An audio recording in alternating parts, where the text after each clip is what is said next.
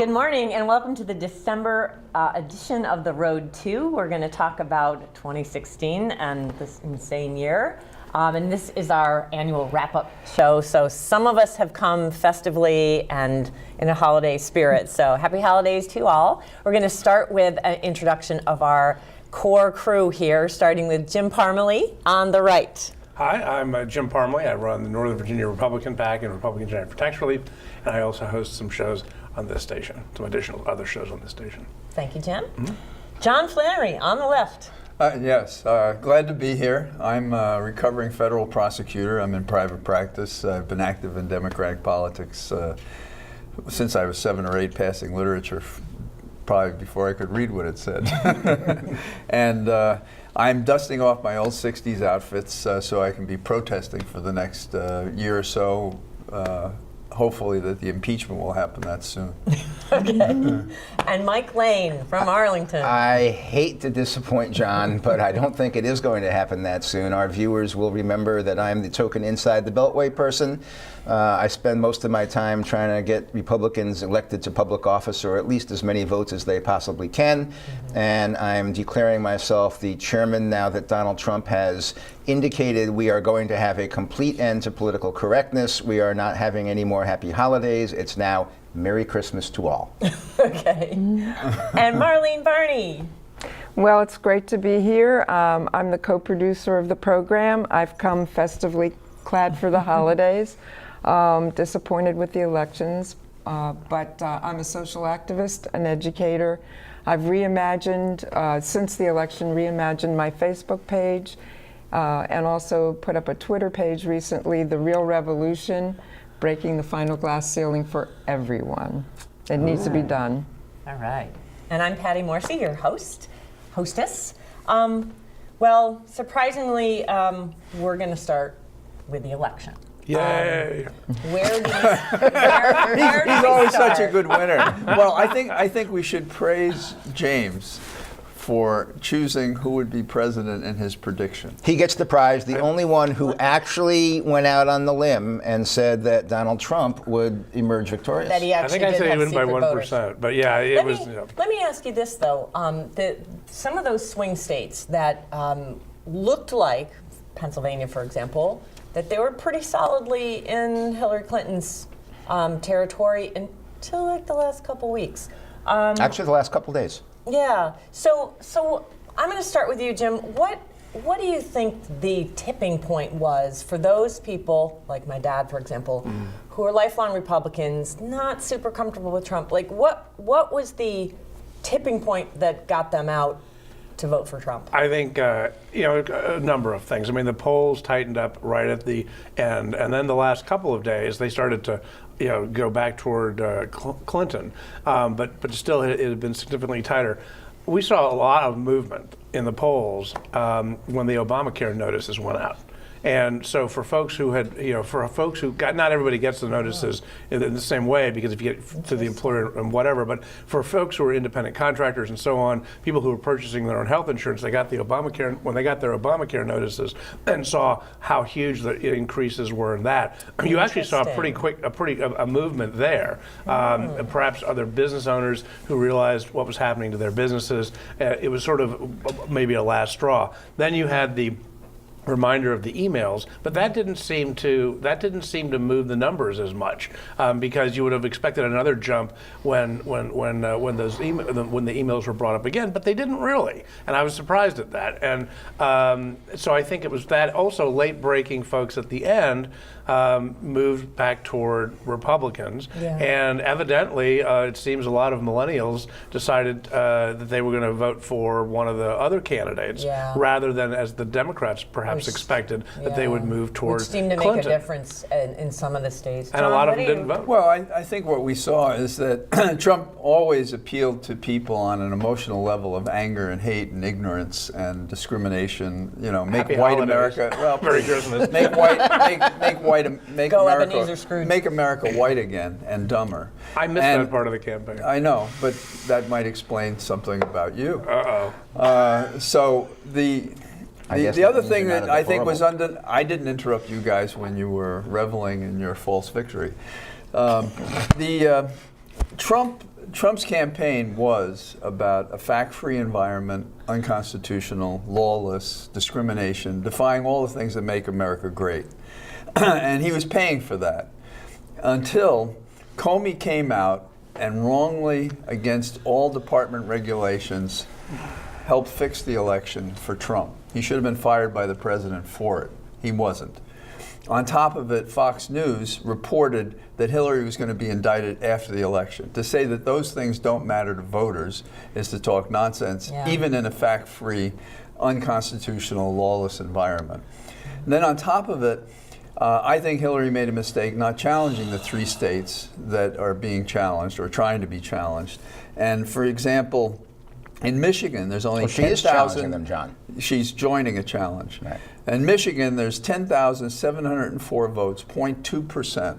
And these 3 states, Michigan, Pennsylvania, and Wisconsin, were chosen for challenge based on the fact that there was a 7% difference between the expected vote and what happened.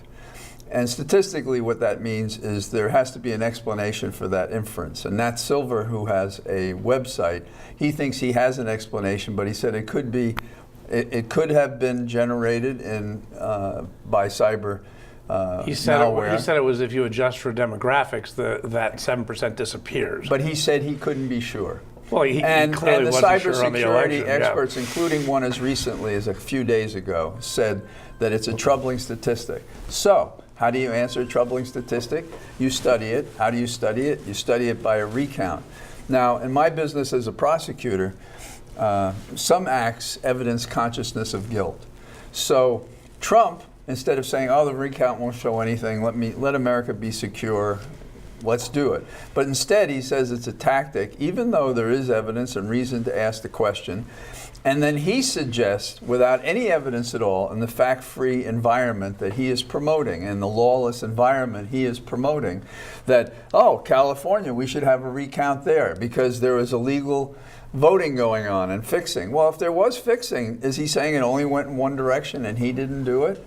And he has made no challenge to have a recount in Virginia, Pennsylvania, or New Hampshire as he proposes that things are going on there. Mm-hmm. But he hasn't hesitated to challenge the recount in the 3 states that I've identified.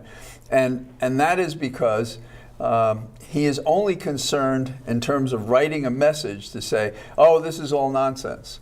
Well, it may not prove anything because people do get away with crimes. But the fact that we had a foreign government involved, we had Comey, that we had fake news, and some of it sponsored by another nation state, and to say that's a laboratory condition for a free election, that's ridiculous. We sound more like a banana republic than any time in my lifetime. John, or you might have had a candidate people didn't care for. Let's get back to that issue in a little got while. more of a vote I want to go to Mike and then All right. Marlene about the tipping point in terms of, let's assume for now that the election surprised most people in terms of who turned out and how those swing states went. Mike, what do you think the real driver was? All right, I'm going to give you a broad picture and then I'll zero in on the driver at the end, but I'll be quick about it. Hillary never was a good candidate. She may have been qualified, she may have had a resume, she may have had policy things. She was not a good candidate. She was a person who just couldn't connect with people on the stump. Nobody really warmed up to her.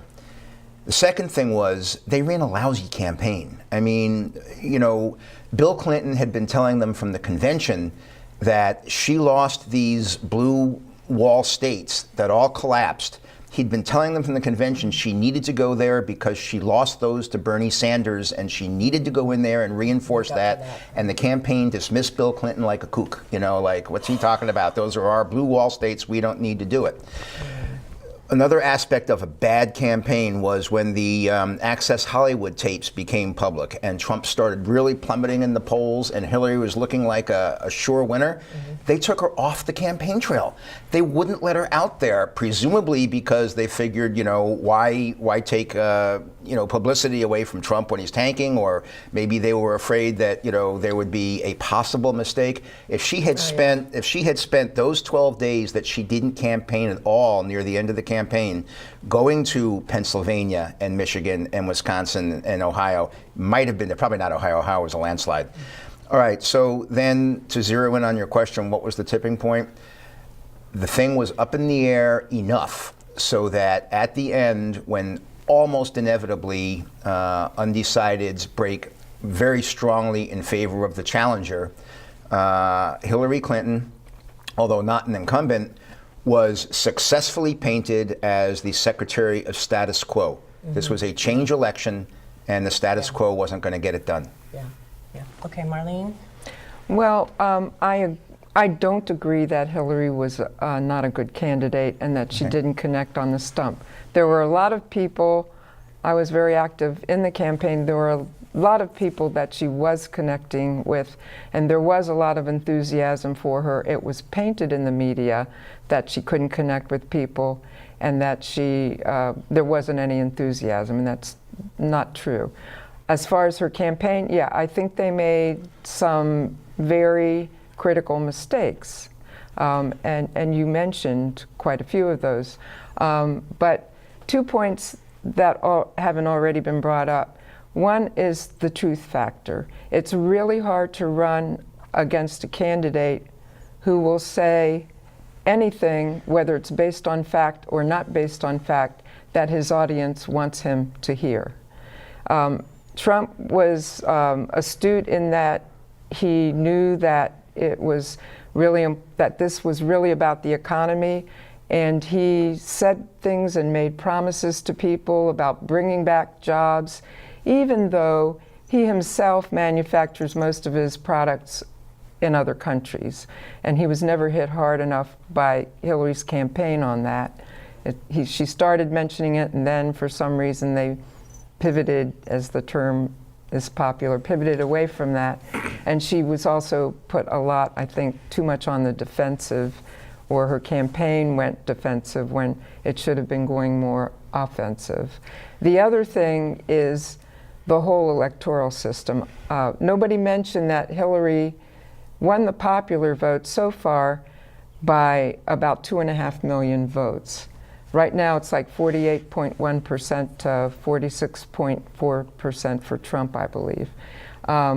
We have an outdated democratic system. It should be changed. I don't think have not felt this way just from this election, but for quite a while, that the electoral system should be changed. And I've actually posted an article that talks about different forms of democratic elections that other countries have, like representational, where it's not a winner-take-all system. And I think that we need to, this election, as well as others, but especially the 2.5 million margin, I think we need to have a national conversation about our system of voting. Well, can I answer that, because that's something that I keep hearing from folks that, your candidate lost, you don't like the Electoral College. I'll grant that you may dislike the Electoral College, regardless of who won this time. But if we had had a popular vote election this time, the candidates would have campaigned in different places. They would probably never have gone to any of the states in the middle of the country, or very few of them. They would have boosted their turnout on the very high density states on the coast. Maybe Trump would have gone to some high density Republican areas in the middle of the country and such. So they would have gone to those locations. Trump may very well have won that too. But you shake your head. But everyone thought, or most people thought she was going to win the Electoral College. So the thing is, we don't know. We didn't have a popular vote election. We had the Electoral College, and there's a lot of very good reasons to do that. Well, I'm shaking my head because I think Hillary would have won if it was based on that, because high density areas but you thought she was going to win the Electoral College too. Are where most people did. A lot of your, a lot of immigrants, a lot of your minorities are shoved into high density areas. Nobody's shoving anybody into high density areas. People choose where they want to live. That is it's an economic thing. But here's the thing. Let me just go to John. Do we want a country? Let me just go to John, because this is a really important part of what happened here is the economic message. The urban-rural divide, the distortion of information related to economic policy, and I'll just leave it at that. But John What do you think in terms of Well- the economic message? What did people get right it's or wrong dissonant. about? It's dissonant. I mean, what's dissonant about it is you choose a billionaire who's already stocked the swamp with new billionaires, and that is at odds, as happens in elections, by the way, is at odds with what the campaign message was. And for the first time, we're pushing a cabinet that's heavy in military types, like we're getting ready for a war or a takeover of the nation, who knows. But let me say something I agree with my Republican colleagues about. Two things. One is, when Mike said that she took herself off the campaign for 12 days, I agree, that was wrong. And there's this lore among politicians. If your opponent is in trouble, don't sort of come in and pile on that aspect. Let them sink themselves. And Rudy Giuliani, years before, for finances and other reasons, he dropped out and figured he'd come back in Florida. It didn't happen. You're invisible, you don't exist. In politics, you have to be there. You have to make the argument. Lincoln said that. And as for the Electoral College, I agree that with Jim, that you campaign differently. You know, if the rules of the game are this is how we win, and I don't know what the outcome would be. Maybe I expect we would campaign that way. You'd go to the densest places, you'd save money, you'd pump up the numbers, you know, things like that. But the Electoral College, what we have to understand, was purposefully not represented by proportion. It was so that states would join a union. And that's why we have this federal state The thing. Great Compromise of 1787. Yeah, it's a compromise. And it's worked very well. And so that, well, I don't know if it's worked As well or not, our but it kept country us is stable. sort of together, except for that Civil War thing. And A while ago. Yeah, a while ago now. Yeah. So we made this deal. This was our deal. If we changed that deal, the small states, if we tried to amend the Constitution, would say, well, we want our representation. And we would have, you know, the equivalent of another constitutional convention, which would be far-reaching. The senators are not represented. We have 50 states, each have 2. That's not represented. And some of them have more senators than they have representatives. So is that fair? I don't know. That was the deal by which we held the government together. Right, So that was the way we got 13 colonies to come on board Right, and form exactly. the United And States it of does America. provide generally a stable electoral system. You look at other countries, you know, have their, you know, with different systems, have had a lot of problems. Many of them have. I think the Electoral College has worked. We have a democracy that we can be proud of. Well, I don't know if we have a democracy that we can be proud of. We've always been trying to perfect We have a republic. A republic, you are correct. Well, we have a republic. It's a representative government, and it's not exactly that either. It's a hybrid of things that the founding fathers, no women, thought might work given the available information at the time from Montesquieu and You everybody underestimate the influence of Abigail Adams, who told John everything he needed to know and directed his actions. else. Yes, but a Okay. woman doesn't have to hide in the kitchen Yeah, cabinet we don't need a male and mouthpiece advise. all the time. Yeah. Well, they also created a country that has some of the most rights for women and minorities and everybody in the world. Well, so that was they true did until this they did a election. pretty good job. This election teaches you that in we ended up a pretty good. so-called republic or democracy, if you're not vigilant, you lose it. Blacks are under siege. If you're Muslim, you're under siege. If you're an associate of these people, if you're a woman, and you know that was not America. Our deal was how do we take the diversity and make a nation out of it, having basically wiped out the first Americans and having had several very sad chapters in our American history. When women got the vote, a woman stood in front of the White House protesting to have the vote. And Wilson was so upset with it, he had the women arrested for obstruction of justice. And then they force-fed them in a prison when they went on a hunger strike, almost killing some of them. That's how they got the right to vote in America. And it didn't happen in 1787 or 1776, despite what the 1776 Declaration of Independence said. So this nation has been imperfect its entire existence, and its original sin had to do with color and discrimination. And we still have it today, and we have it worse than ever, and we have more violence across the nation than any other so-called civilized state. But John, we got a lot of work are we to do. a better country than most countries, or a worse I don't think country so than most anymore. countries? You really let have me- more let me- rights in Great let me Britain ask right Mike- now let than me- you have in other Guys, hold countries. on. Wow. Let me ask Mike. I think one of the threads I'm pulling out of what John's saying is that you know this idea that we have a lot of work to do. Why why do you think the Trump message resonated with so many people? Why were they so angry? Was it just economics? Because so much of what he started out with was xenophobic, racial, Hispanics, Muslims. It was fear. It was a fear-driven rhetoric. Don't look puzzled, Jim. It's very clear. Here's part of it. You guys interpreted a lot of things as fear-based and so on that weren't that. So I mean, it's you guys, you and a lot of folks in the media portrayed a message and said Trump said A, B, and C. And if you go back, and I think a lot of folks, when they started reading in people who were at rallies, people who heard speeches in context, not just Trump's, but a lot of other things, realized, hold it. We're not getting, the media is not really reporting things accurately. Much of the media is not reporting things accurately. Are you kidding? He and got what more happened coverage is than any candidate. the media, much of the media and the Democrats opened the door for exactly what they got. People stopped believing what they were hearing on television and reading online. And so once... And reading lies online. Reading lies online. I directed that question to Mike. When the fact checkers of the Washington Post get it wrong so often. He could speak to what I would consider a very angry segment of the population that responded to those emotional... Well, why do you think they were angry? All right, first of all... Because they're ignorant and they Mike. don't know enough to know what's best for them. Let Mike speak, or maybe guys. because people called them ignorant. People vote against their own medical care. People vote against their own retirement. People vote against their own equality. Why? Because they hate somebody more than what they know is best for them. That's our American challenge. And across America, however you want to design the election, more people chose a woman that you believe is flawed than chose Trump. So that's the hope of America, that there are at least approximately more people that think with their head and understand their emotion and care about what made America great, that this man denied and ran down for 18 months. I voted for Mike. Trump. Am All I right, ignorant? Mike. So- Yes, perhaps. Mike. Yes, and perhaps. deplorable as well. Yes. I guess we're the dumb corner over here. Well, I think you it know- is a dumbness. I think it is dumb. I think it Wow. is dumb to be. Okay. It is dumb to be intolerant because we're all in Am this I together. intolerant?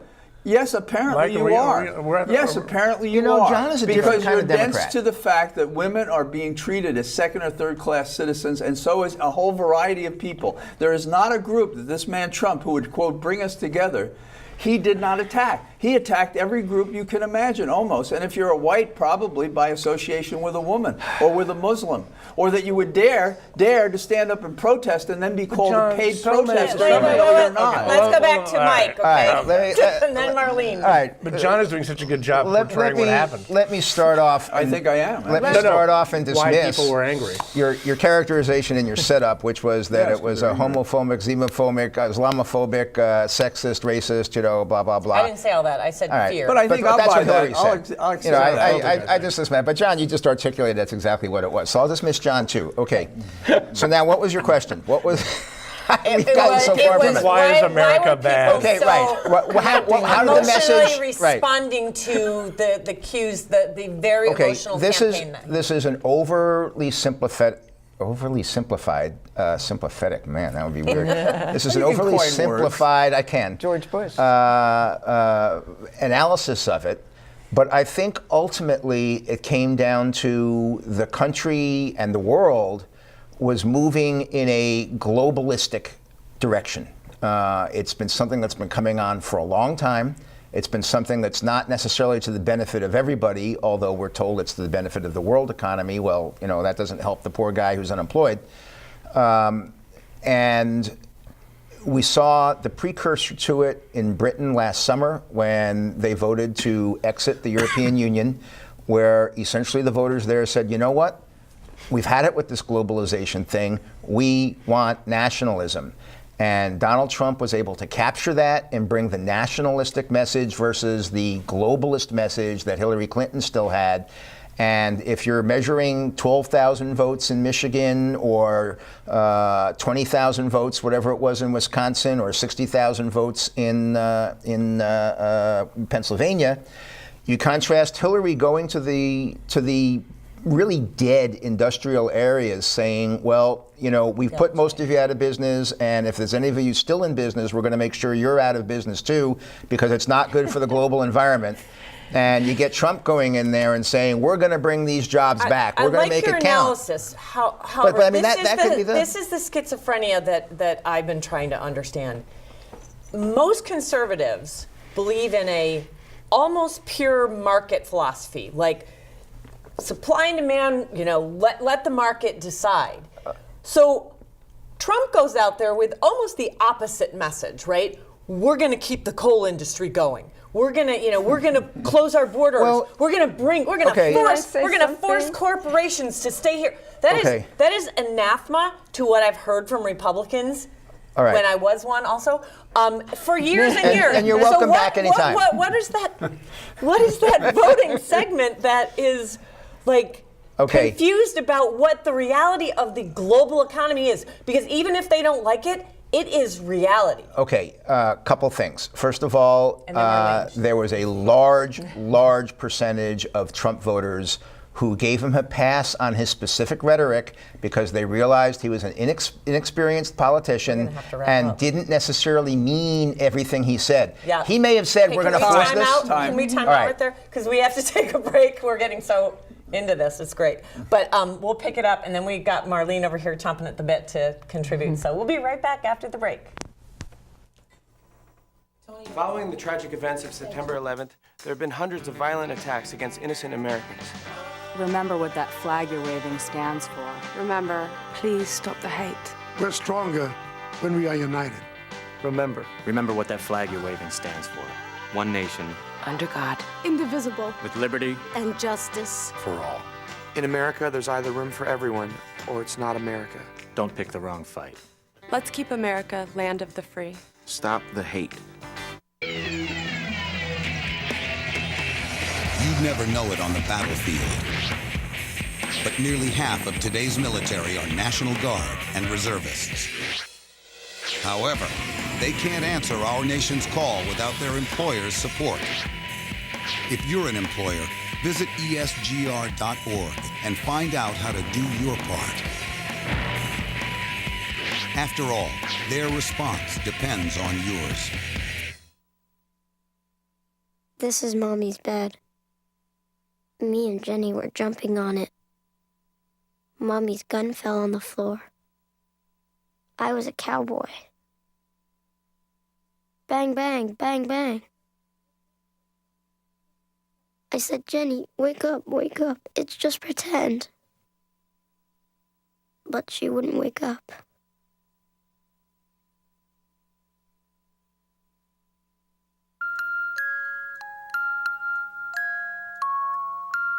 I'm sick of this. I'm sick of dealing with you. I'm sick of I work 6 days a week. Who do you think you Stand are? up straight. Don't you ever talk back to me again! You just shut up! What are you crying about?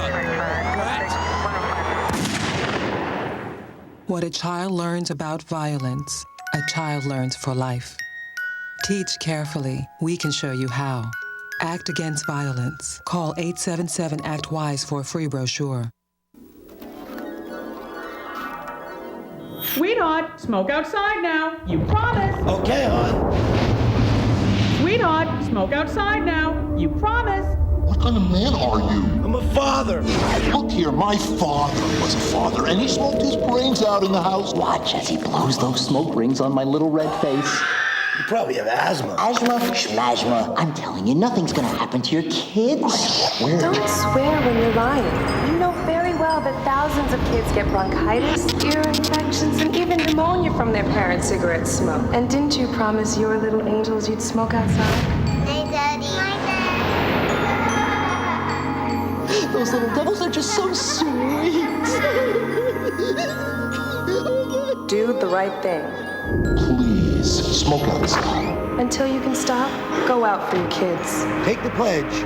Call 1-800-513-1157. As time flows on, there are places we return to again and again. Precious places. Timeless places. Places that with your help can endure forever. I'm Paul Newman. Help the Nature Conservancy save the last great places around the world. Welcome back to the second half of The Road 2. We're in a very heated and, I thought, well, excellent discussion. We're going to pick up again with Mike, who is trying to make the point that many people did not take Trump's words literally, but saw him as an agent of change. Exactly. He had a lot of rhetoric out there that was not always 100% grounded in fact or reality. People gave him a pass on it because they understood he was an experienced candidate. And at the end of the day, they may not have thought he was going to deliver literally on all his promises. What they thought was he was going to fight for them. Yeah. And that was what motivated them. That, okay, I got somebody who's gonna fight for me. Yeah. And even in Hillary's deplorable speech, when the first half of it, which is what everybody focused on, which is that Republicans are all misogynists and homophobes and Islamophobes and stuff like that, her second paragraph was, but there's another group out there that's supporting Trump that are people who just think the government doesn't care about them anymore, and we have to remember they're there, and we have to come up with a program for them. She was a day late and a dollar short. Donald Trump already had. But let me ask Marlene this, though. This idea that the billionaire who'd always been rich, who lives in a palace tower in Manhattan, is the one that's connecting, as opposed to the woman who grew up middle class in the Midwest. Why? Was it just his persona, or? Yeah, I think it's a lot of things, but give him a pass is really something that is still bewildering to me. And I think that Hillary's campaign neglected to hit that vulnerable spot that Donald Trump is not going to bring back most manufacturing jobs, if any. He may not even bring back his own manufacturing jobs. He's not going to levy massive duties on companies that are importing their goods into America, because that's going to hurt his own business. He's not going to do anything to hurt his own business.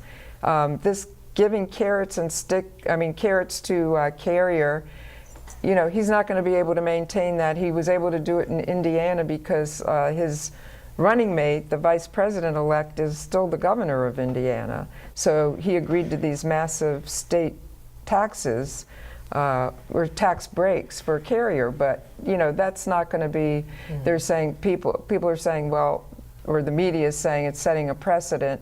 I doubt that that's going to continue, that there's many governors that are going to agree to that, for one thing. Well, it's massive reduction in the tax base, too, is not going to be helpful for the deficit. Yeah, right. Wait a minute, I'm not finished. Sorry, So, it goes back to this truth factor that I was talking about. He said what people wanted to hear.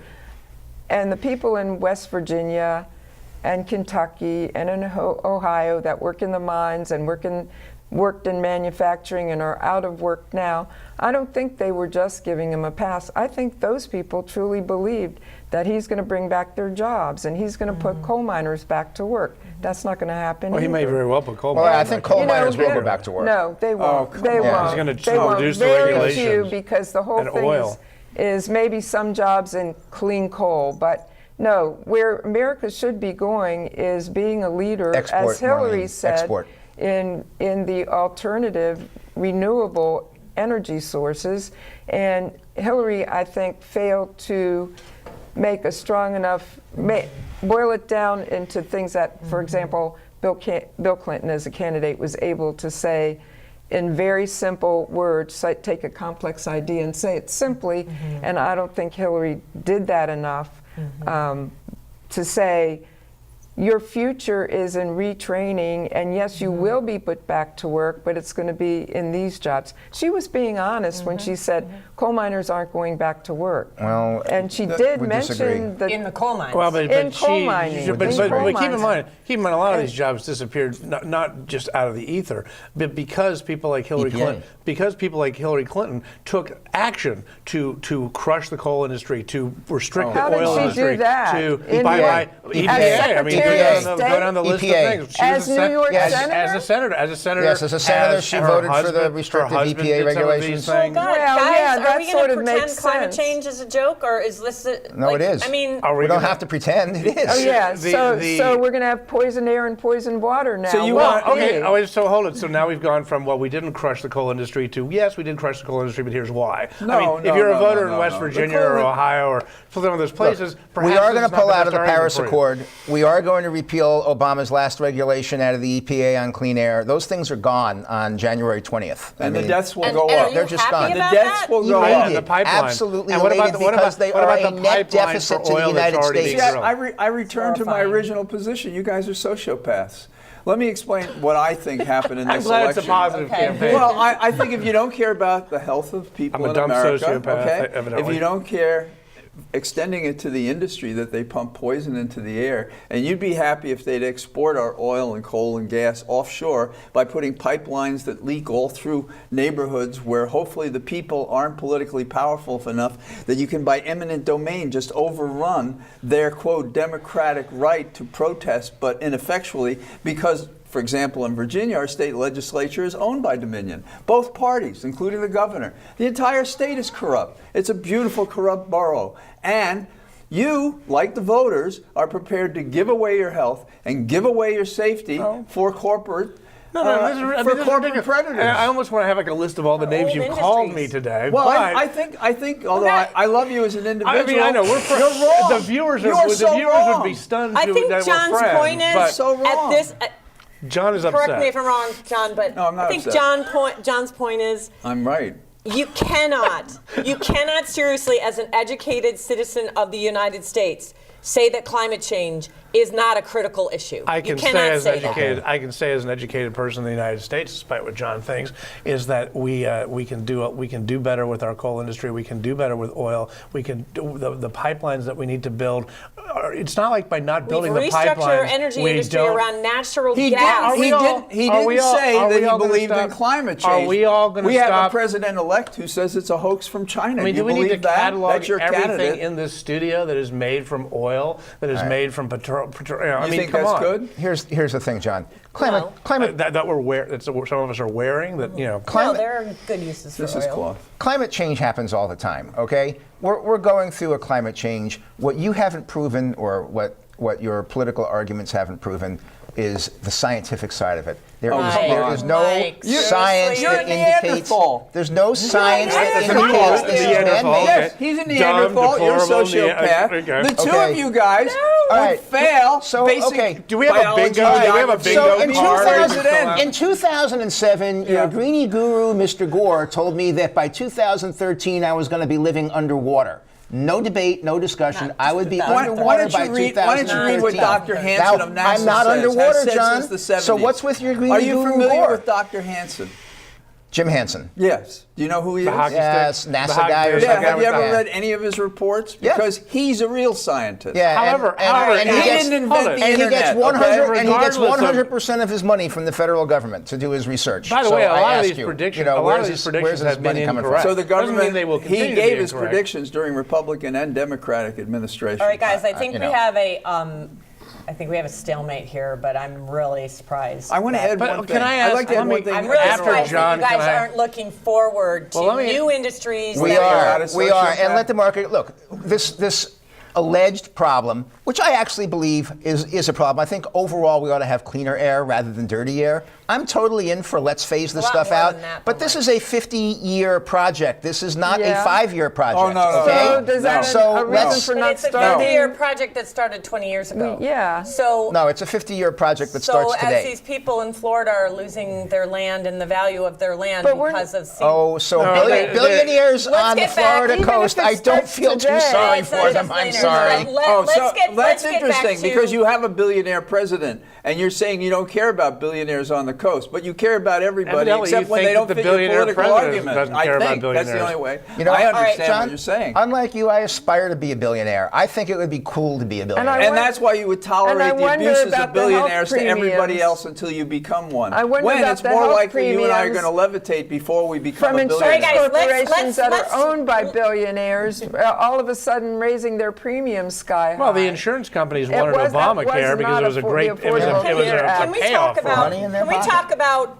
Anything? Talk about corporations. Let's talk about the future. Okay, John, Oh, I'll tell you what the future the Democratic Party. Well, I don't know if the party is a part of the solution unless the party agrees on the following proposition.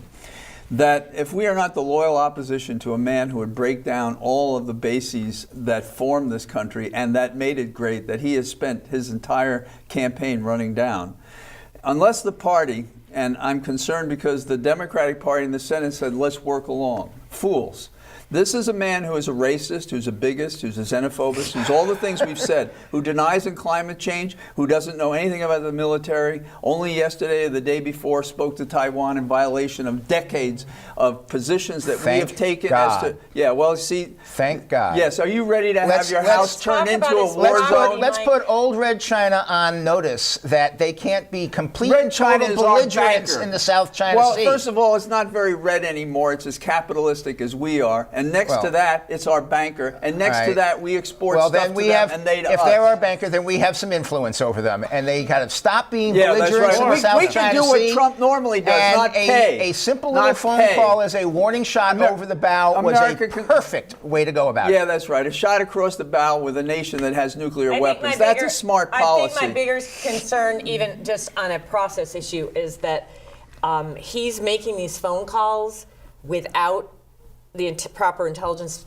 briefing background, without talking to the state. Even any ambassador that goes into these countries gets fully briefed, like for days.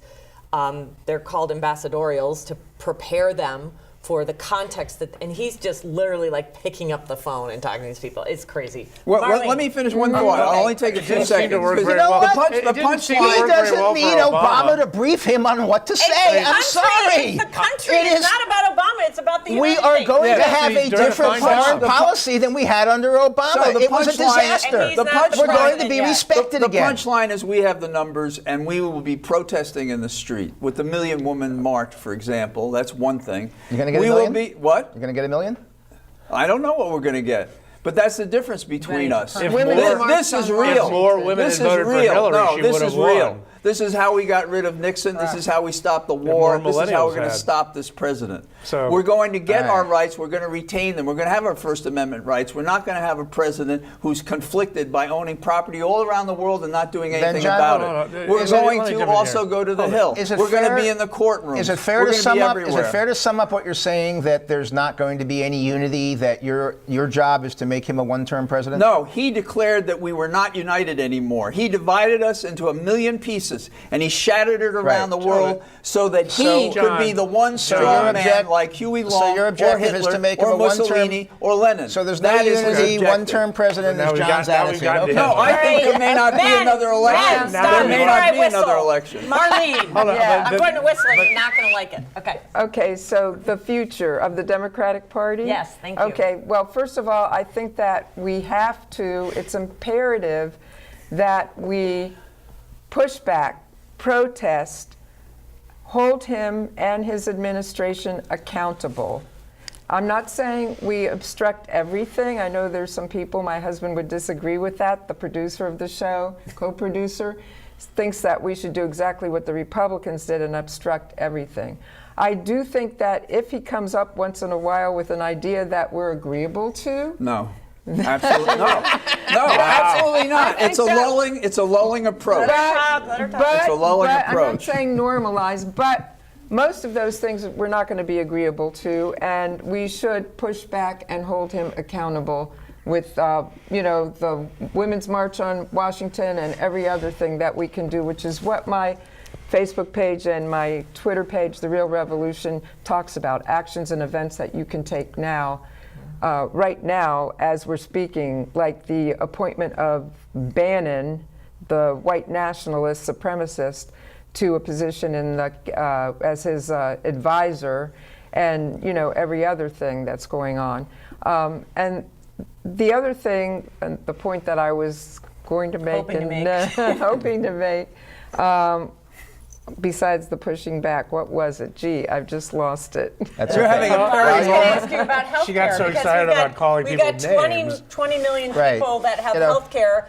Jim made Oh, the yeah. point. Jim made Yeah. the point that it's still in the hands of the insurance companies to decide that they can jack up the My premium. hold on, I my didn't quite other make that point, my- but- let me Yeah. finish. My other point was that as soon as Trump's followers realize that he's a pathological liar and that he's not going to fulfill the promises that he's made to them, that in 2 years the Democratic Party will take back the Senate and possibly the House as well. Can I ask a simple question? Two questions. In 2 years. One. This is our prediction show. That's a prediction show. Two simple questions. Sure, I'll have another one. If you were to go back and all the names that you guys have called Trump supporters today, two questions. One, if I didn't Trump call is all Trump of those supporters. things, I called Trump. Okay, all the horrible names that you And guys have supporters called by extension. Trump and his supporters by extension today. Let me ask you this: why did so many women vote for Donald Trump?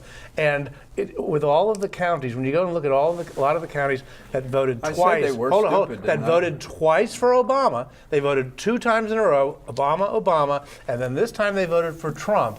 Were they racist, xenophobic, sexist, it was deplorable different voters. people? Were they deplorable all that time? No, it was different voters. And no, but the counties, that's why I went with counties rather than states. They a lot of times they those can counties are throw generally off the same sheets group of now. people. They don't have to wear the sheets anymore. Now that Trump is so the when let's they go were- with Caroline County, throw Virginia. off the So all sheets. the folks go who with voted, Loudoun all County. the folks who voted for Barack Obama twice and then voted for Donald Trump were all in the Ku Klux Klan the entire time. Is this what you're telling me?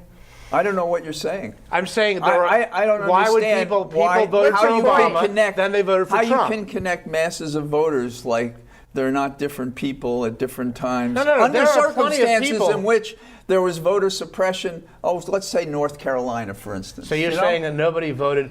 I'm saying that the black vote was suppressed. I'm saying that Actually, the anybody black who vote- How was it suppressed? Oh, come on. Have you read any of the court Trump did cases? as well or better with minority voters than the last couple of Republican nominees. He did, much better. And he did well with women. He did well. Suppression works.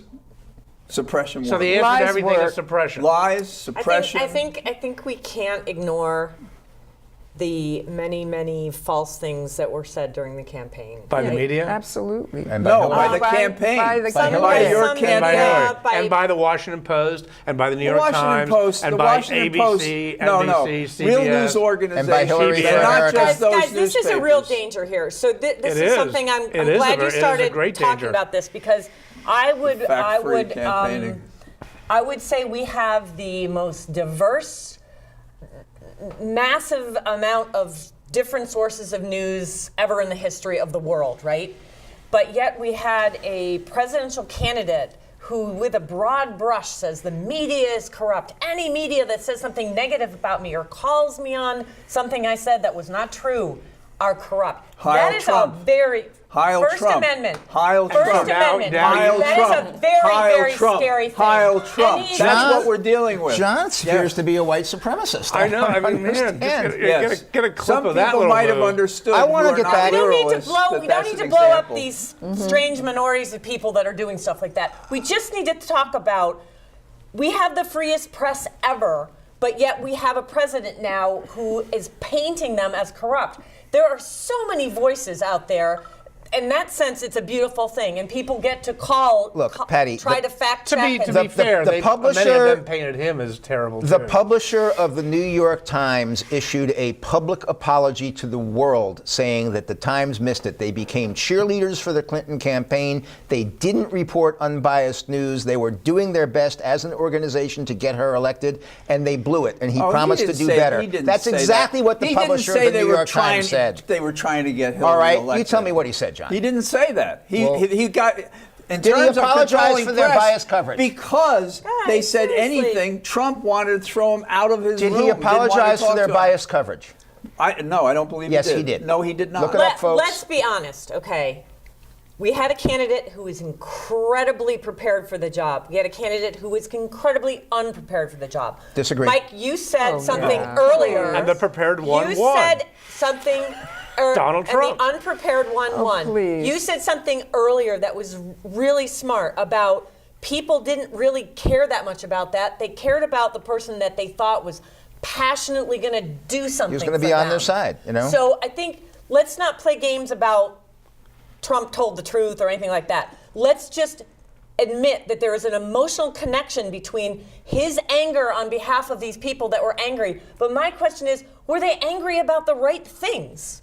Look, when I said that the right candidate won who's prepared, Donald Trump was prepared to listen. Donald Trump was prepared to reflect the views. Hillary's not a listener. She's he's not a listener. Anybody who disagrees Hillary with him, Clinton was prepared with Benghazi, prepared with a terrible foreign policy, prepared with economic collapse. Stop the rhetoric already. We've heard it all. Shut up. Why don't you talk about the guy? Jim, she left Secretary of State with we over need 80% a group approval hug. already. I think we need a group hug here. And now she has a 60% disapproval. I love you. I love you too, man.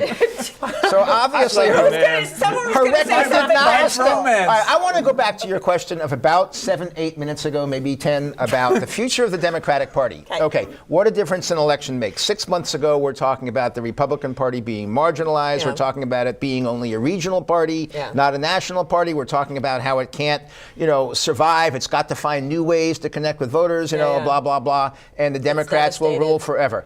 Flip that 180 degrees, one election, and now we're talking about the Democrat Party being only a regional party.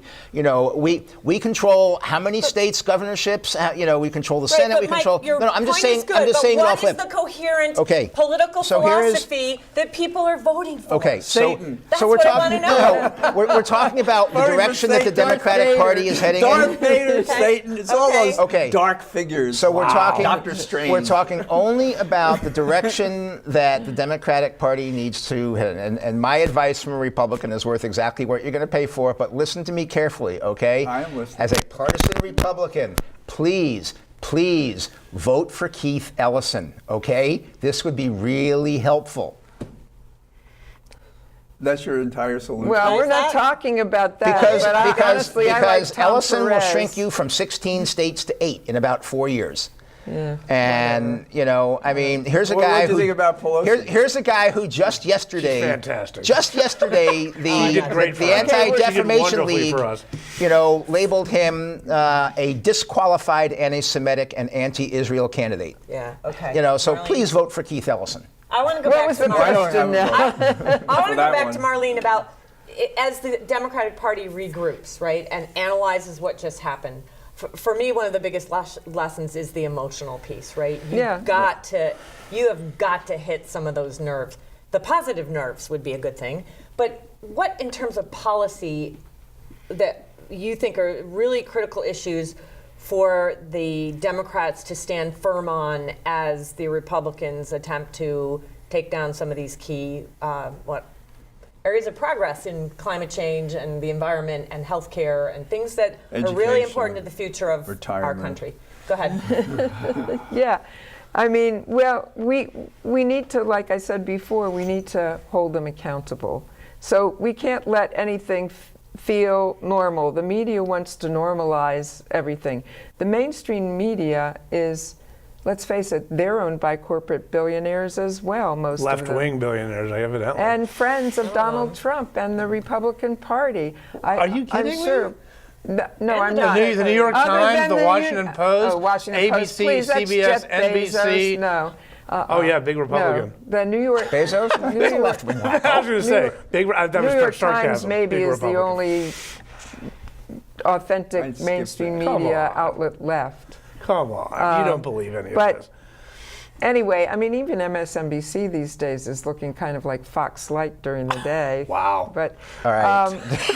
The other thing is we do. So you're saying Rachel Maddow is a sellout? I wasn't a supporter of Bernie Sanders. I've been worried about her. Rachel Maddow. She's a closet right-winger. We have 3 minutes, I wasn't guys. a supporter of Bernie Sanders, and I think that he actually hurt the Democratic Party with his relentless character assassination of Hillary and, tying her to Wall Street and so forth, when Trump is way more tied to Wall Street, as we're seeing now, than Hillary ever was. So, I think that we need to connect more. Like, Bernie Sanders did have some good ideas with connecting more with the working class voters and with showing up the Trump administration for what it is, which is standing up for the wealthy 1%, not for them. And Bernie's out talking about that now. Let's just go around one more time, 30 seconds for a wrap up. Well, I think what we have ahead of us is how do you combat emotion, which is driving our government perhaps right into the ground? And I think the answer is that you have to touch, as you said, the emotional core, but we have to do it with real facts as opposed to fact-free.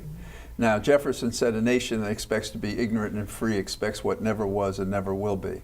Our nation is largely ignorant, and they have to believe by the examples that will come forth from this guy, and they're already starting, and this is before he's even taken office. They have to believe that he is just like the politician that they didn't want, who lied to them, and perhaps he's more like a Huey Long or somebody from the 20s or 30s, the strong man. We'll see how that plays out. Jim? Well, and I think it might surprise some of the folks watching today that we're all friends, and I understand that you guys are upset. Let me give you some free advice, though. You know, you guys have tossed a lot of names around today, and I know that some of it's in jest. It's cathartic. But let me say this: you can't. It's not a winning strategy generally to call vast sections of the American public lots of bad names. You know, you can't call them ignorant. If you call them ignorant, racist, xenophobic, you know, on and on. Wrap it up so Mike and Marlene can wrap up. It's you know, reach out. Trump wanted ignorant voters. All right. That's very sweet. So here's what Trump needs to do for the 4 years. He's got to deliver on the economic promises. He's got to stick with kitchen table issues, and he's got to make the economy in America great again. Yeah. It's going to be very difficult because every new president that's come in after a two-term president since 1910 has had a recession in their first year in office. So Trump needs to somehow avoid that or get past it quick if it happens. Okay, if we great. do, And break the bingo. glass ceiling for everyone, not just white men. Marlene for president. All right, and on that note, I think we need to do a happy holiday group hug here. Happy holidays, and we will see you in 2017. We'll see what happens over the next few months. Deplorablism Thanks, is everybody. contagious.